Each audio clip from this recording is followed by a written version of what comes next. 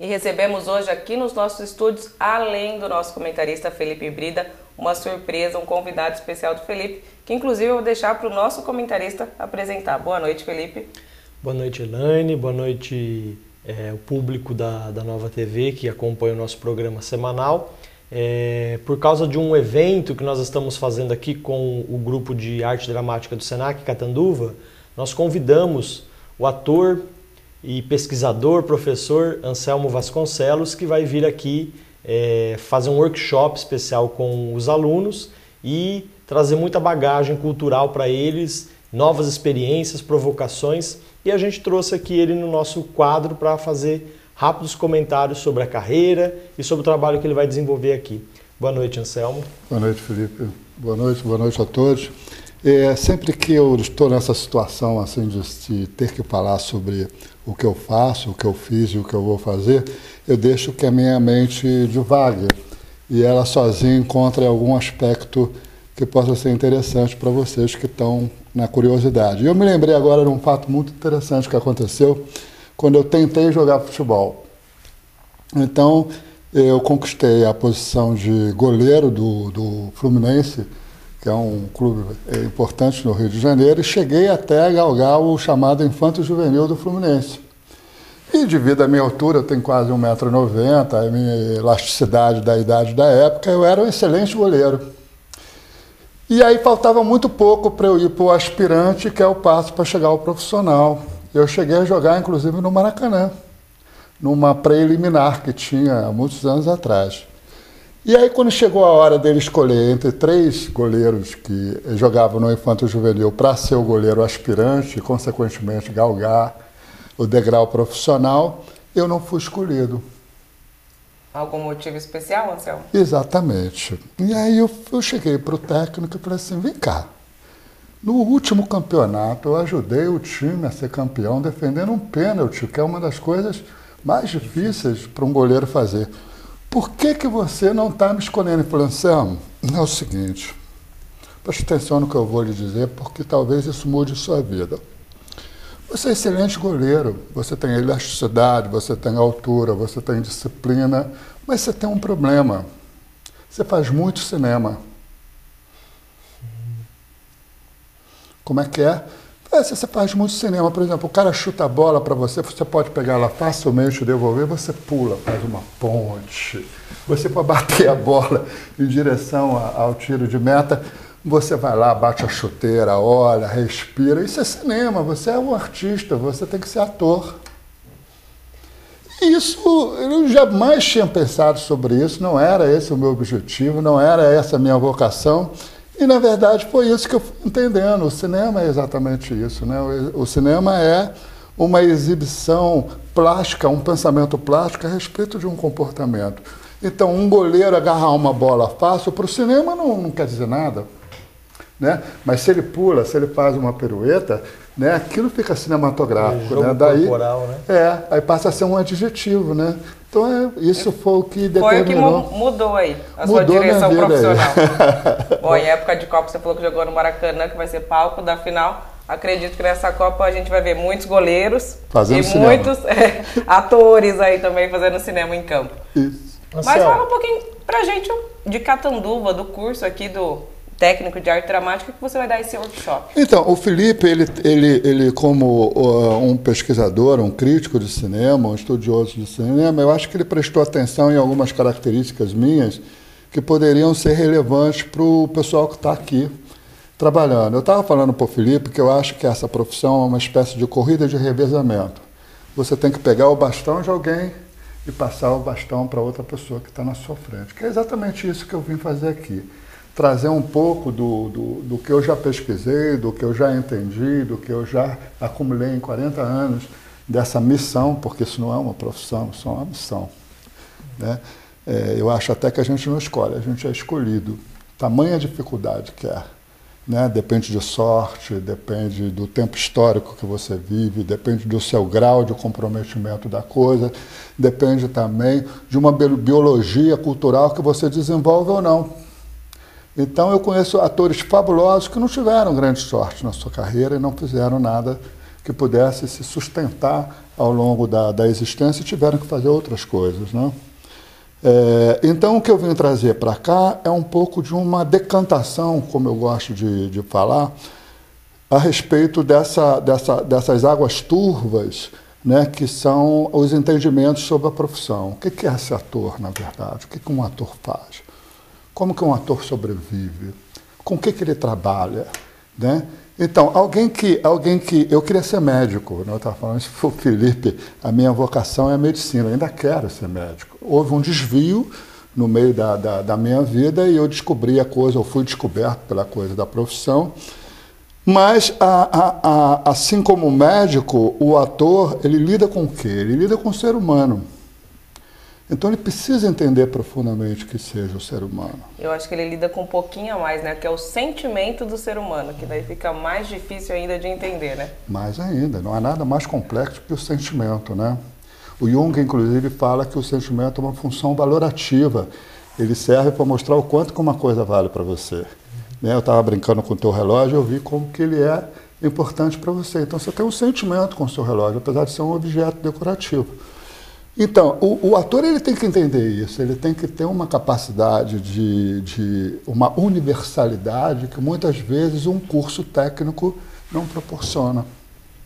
Mas cabe aos militantes ter a percepção de buscar alguma coisa que possa complementar. Então, eu fico muito agradecido ao Felipe por ele ter tido essa percepção de me trazer aqui, sendo eu um iconoclasta dentro da profissão, né? Os peixes todos estão indo para cá e eu estou vindo para cá. Anselmo, o que você está sentindo da cidade, a recepção aqui e em comparação com o Rio que você está vindo de lá, especialmente para esse trabalho? Exatamente, né? A coisa que mais caracteriza também o ator ao longo do tempo é a mobilidade social dele, né? O Milton Nascimento foi muito feliz ao dizer que todo artista tem que ir aonde o povo está, né? E eu faço isso, eu faço workshops por todo o Brasil, até fora do Brasil eu já fiz, e isso para mim é o câmbio que eu preciso da renovação, né? Eu preciso conhecer Catanduva, Catanduva vai acrescentar muita coisa para mim, como eu também posso, de alguma forma, trazer alguma utilidade para cá. Esse câmbio é fundamental, o Humberto Maturana chama isso de biologia cultural. Eu adoro isso. Então, quando me perguntam o que você veio fazer aqui, eu vim fazer biologia cultural. Você vim fazer essa troca, essa simbiose, né, para fazer com que eu cresça e também, talvez, proporcionar algum crescimento. A gente pode falar que o artista tem uma naturalidade? Eu acho que ele é transformado, né? Eu tenho uma teoria que é o seguinte, né? Quanto mais eu avanço na idade, eu estou com 61 para 62, mas eu vou deixando de ser. Eu vou pura e simplesmente apagando esses vestígios que me caracterizam e vou sendo apenas alguém com a capacidade de troca. E essa troca me transforma, né? Nós ficamos parecidos com aquilo que nós admiramos, né? Então, ele falou que eu já sou um cidadão aqui da cidade, né? Por quê? Porque ele me mostrou a cidade, eu fui no centro cultural, eu falei com cada pessoa, entrei em cada sala eu estabeleci uma troca, né? Por exemplo, a gente entrou na sala de podologia, né? Não é isso? Senac, do Senac, e eu comecei a falar do pé, que é uma coisa importantíssima no meu trabalho, e as pessoas se surpreenderam com um ator fala assim, um ator sabe isso, ou procura saber isso, né?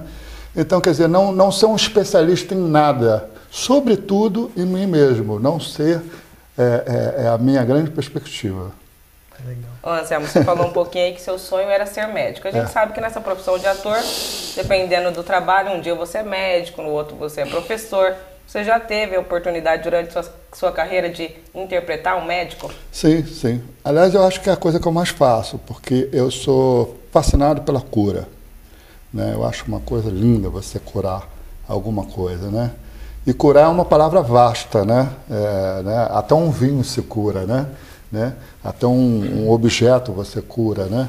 Ou seja, é um processo de consolidação do melhor estágio que aquela questão ali pode atingir. E eu acho que o meu trabalho é profundamente ligado a isso, né? A cura. Eu acho que a arte cura. A arte faz com que o indivíduo ele perca um pouco essa interiorização excessiva que a personalidade, os costumes, a cultura faz, né? Numa cidade interior, por exemplo, isso é uma coisa importantíssima, porque como é pequeno e as coisas têm um universo muito convergente, o perigo é muito grande de você consolidar opiniões e consolidar comportamentos, né? Então, o trabalho do artista, dentro de uma perspectiva dessa, é explodir isso e fazer com que o pensamento seja divergente, né? Que a diferença seja entendida e aceita, né? Nada mais importante na vida do que você aceitar a diferença, né? Felipe, a gente está falando aí, você é um dos coordenadores, acho que posso falar assim com esse título, do curso de arte dramática. A gente sentiu aqui um pouquinho tempo do Mais Cinema, a imensidão de conhecimento que ele pode passar, que ele já falou aqui um pouquinho pra gente, como é isso para os alunos que estão iniciando, se profissionalizando, querendo entender um pouquinho ainda o que é ser ator, o que é ser atriz. A gente estava conversando muito isso esses dias, em que o Anselmo esteve aqui, o Elaine, a questão de abrir o pensamento também, novas visões, porque a gente tem às vezes muito algo preso a ideias fixas, senso comum. Por isso que quando eu abri aqui o programa de hoje, o quadro, eu falei assim, o Anselmo vai trazer provocações, porque é isso que nós vamos fazer nos alunos, provocações, né? Mexer com a cabeça deles, fazer reflexões para se construir novas ideias. Então, os nossos alunos são alunos que já têm uma grande bagagem, já são atores, já apesar de ter 16, 17, 18 anos nessa faixa, eles já estão atuantes no mercado há um bom tempo, né? E eles estão nesse processo mesmo pela idade de formação. Então, nada melhor que trazer um profissional de gabarito que possa também dar um chacoalhão neles. Fala assim, não é só isso que vocês estão vendo, tem isso também, né? Ou não tem isso também, né, Anselmo? É legal para a gente dar uma nova visão de mundo, de mercado, de profissão e uma nova visão do eu mesmo, né? Que é eles que trabalham tanto com o eu, com o ego, né, Anselmo? Então isso é muito importante para os alunos trabalharem e terem essa profissão tão gostosa e tão bonita que é o ser ator. Eu acho que vocês falaram uma palavra basiquinha, provocações. Uma provocação sempre faz a gente refletir e eu entendo que o ator, pelo menos, né, sou jornalista, mas ele está sempre em reflexão, né? Porque, na verdade, todo o papel, ele é reflexivo, porque também é um pouco de você naquele personagem, não é? Exatamente. Ele falou uma coisa aqui que eu quero complementar, assim, ele falou em formação, né? Eu tenho 40 anos de profissão e eu uso sempre uma premissa que é o que me faz continuar e conseguir sobreviver aos altos e baixos dessa profissão, né? Que é uma frase do Pedro Nava que quando eu a conheci, eu adotei inteiramente. A experiência é um farol virado para trás. Ela ilumina o que já passou. Então eu não posso me valer daquele filme que eu fiz, que eu fui premiado, que eu fiz muito bem. Não, aquilo é passado, né? O que vale é hoje, aqui, agora, né? Você fazer o pensamento surgir, essa nossa conversa aqui detonou tantas coisas que a gente pensou aqui agora, ouvindo um ou outro. Isso é que é o trabalho interessante, vivo, né? Tanto do jornalista quanto do médico. Se o médico olhar para o paciente, ele for buscar no livro o diagnóstico, ele não é médico. Né? Ele não é médico, porque a quantidade de coisas que surgem, né? Eu vi o Ivo Pitangui dizer que ele aprendeu cirurgia plástica quando ele estagiou no Hospital Souza Aguiar, que chegava aqueles acidentados de madrugada e que ele disse, o que eu faço com esse cara agora? Ele está todo quebrado. E aí ele aprendeu. Ele não aprendeu cirurgia plástica lendo livros. Eu acho que toda a experiência ajuda na nossa formação e a gente deve viver, tanto com 16 anos ou com 40 anos de profissão, em qualquer profissão eu considero que a formação tem que ser contínua, né? Contínua, aproveitando renovada. cada experiência, até do dia a dia, pode-se ter uma novidade aí para inserir na profissão. Anselmo, talvez pareça clichê, mas a gente não pode finalizar o programa sem perguntar. Tem algum papel que te marcou? O que você fala, nossa, aquele... Tem, evidentemente sempre tem, né? O papel que mais me marcou é um filme chamado República dos Assassinos, onde eu interpreto um travesti. A princípio era um travesti. Hoje, quando eu olho o filme, eu falo assim, não é um travesti, é um homem que se transformou numa mulher, né? Um homem que conseguiu chegar a feminilidade. E esse trabalho me marcou muito porque em 1979 nós estávamos ainda em plena ditadura militar, a vida era muito complicada, a repressão era muito forte e pela primeira vez no cinema brasileiro, 2 atores que não são gays, né, toparam improvisacionalmente dar um beijo na boca com língua e tudo, né? Então isso foi uma coisa assim que causou uma discussão, uma provocação, né? E foi uma experiência extraordinária. Sobretudo porque eu não fui escolhido para fazer o papel. Eu fui escolhido para fazer o papel que o Tonico Pereira faz. Eu cheguei a ser contratado. Mas eu namorava uma mulher belíssima, chamada Paula, e quando eu fui comunicar a ela que eu tinha assinado o contrato para o filme, ela virou e disse assim, mas que filme você vai fazer? Eu falei assim, é a história de um assaltante de automóveis que se apaixona por um travesti. Aí ele olhou para mim e disse assim, você vai fazer o travesti, né? Aí eu achei que aquilo era uma mensagem. Aí eu liguei para a produção e pedi para fazer o personagem. E aí teve essa troca, então você foi para o lugar do Tonico, o Tonico... aí o Tonico foi chamado, né? E isso foi uma coisa, eu estava contando para o Felipe, né? Até internacionalmente eu fui reconhecido, premiado, disputando com o Jack Nicholson, olha só.